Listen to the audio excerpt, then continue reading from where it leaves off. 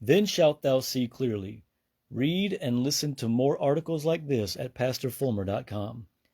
Matthew chapter 7, verse number 5, Jesus says, Thou hypocrite, first cast out the beam out of thine own eye, and then shalt thou see clearly to cast out the mote out of thy brother's eye. For those who know this part of the Bible, they know this verse is part of a larger conversation found in Matthew chapter 7, verses 1 through 5, where Jesus says, Judge not that you be not judged. For with what judgment you judge, you shall be judged, and with what measure you mete, it shall be measured to you again. And why beholdest thou the mote that is in thy brother's eye, but considerest not the beam that is in thine own eye? Or how wilt thou say to thy brother, Let me pull out the mote out of thine eye, and behold, a beam is in thine own eye?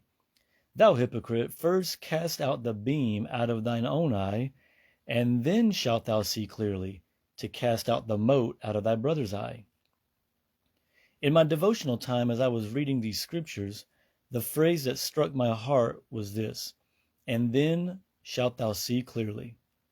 I found that this phrase is the Greek word diablepo, which is formed by two smaller Greek words, dia, meaning through, and blepo, simply meaning to look. This Greek word diablepo only occurs one other time in Luke chapter 6, verse 42, where Jesus says in part, And then shalt thou see clearly, diablepo. After noticing that this Greek word only appears twice in the New Testament, I thought, now, I know the word see is in the New Testament more than only twice. So are those kinds of seeing different than this one? And indeed they are. I have found the following 8 forms of the word see in the New Testament. Number 1, diablepo, such as in our key verse, to look through, and also, as I mentioned earlier, Luke 6 and 42, and then shalt thou see clearly, diablepo. Second, optonomai, to stare with amazement, as in Matthew chapter 5, verse 8, Blessed are the pure in heart, for they shall see, optonomai, God. Thirdly, horaio, meaning to discern, as in Matthew chapter 16, verse number 6. Then Jesus said unto them, Take heed, horaio, and beware of the leaven of the Pharisees and of the Sadducees. Fourthly, blepo, to look or observe, as in Matthew chapter 6, verse 4, where Jesus says, Thy Father which seeth in secret, blepo, in secret, himself shall reward thee openly. Fifth, eido. This is the past tense of the word see, as in Matthew chapter 2, verse number 10. When they saw, eido, the star, they rejoiced with exceeding great joy. Theomai is the 6th one, which means to visit, to observe, or to look at closely, as in Matthew chapter 11, verse number 7, where Jesus says, What went ye out into the wilderness to see? Theomai, a reed shaken with the wind. The 7th occurrence of the word see in the New Testament, theorio, to look at from afar, as in Matthew chapter 27, verse 55. And many women were there beholding afar off, theorio. And the final one, 8, is the Greek word scopio, to take aim at, as in 2 Corinthians chapter 4, verse 18, where it says, While we look not at, scopio, the things which are seen, but at the things which are not seen. For the things which are seen are temporal, but the things which are not seen are eternal. Now back to our key verse, Matthew chapter 7, verse 5, where Jesus says, And then shalt thou see clearly, diablepo, to cast out the mote out of thy brother's eye. Remember, the Greek word diablepo means to look through. So when Jesus says that you will see clearly, he is saying you will be able to look through someone, or more specifically, to look through someone's facade and see their real intentions. But it should be to help them and not to harm them. Often, I believe, people take more pride than they should in being able to, quote, see through people. Jesus is not saying you should not be able to see through people's facades. As a matter of fact, we are commanded to do so in John chapter 7, verse 24, where Jesus says, "Judge not according to the appearance, but judge righteous judgment." So in other words, we're commanded to look through people's facades and see their real intentions. It's just that when you are doing this, you must do this with pure motives, and we should not let it become a source of pride to us. Jesus gives us 3 steps to ensure that we both see through and help others the right way.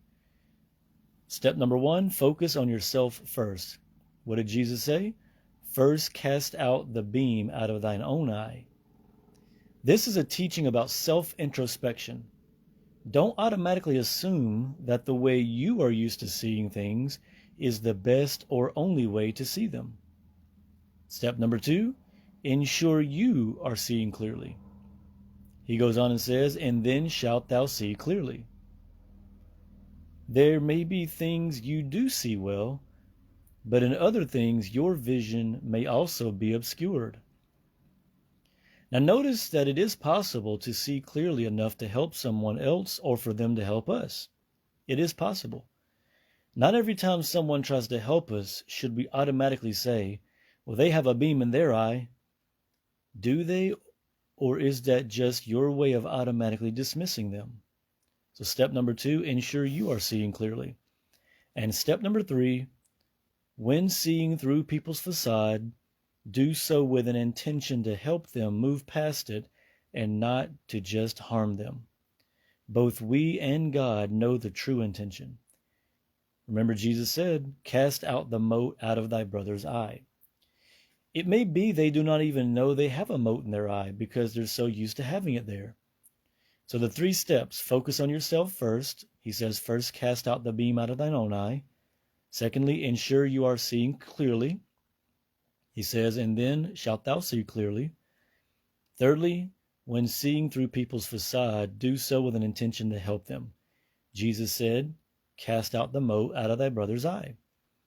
The final takeaway message from Jesus is this: if you see a detrimental fault in someone and you wish to help them see their fault so that they may move past it, first ensure you are working on your own faults, especially those in your life that are similar to theirs. Remember, you should only judge in ways you don't mind being judged by God and by others.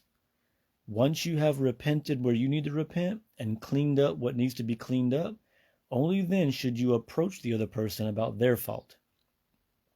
This will give you credibility with them and with God.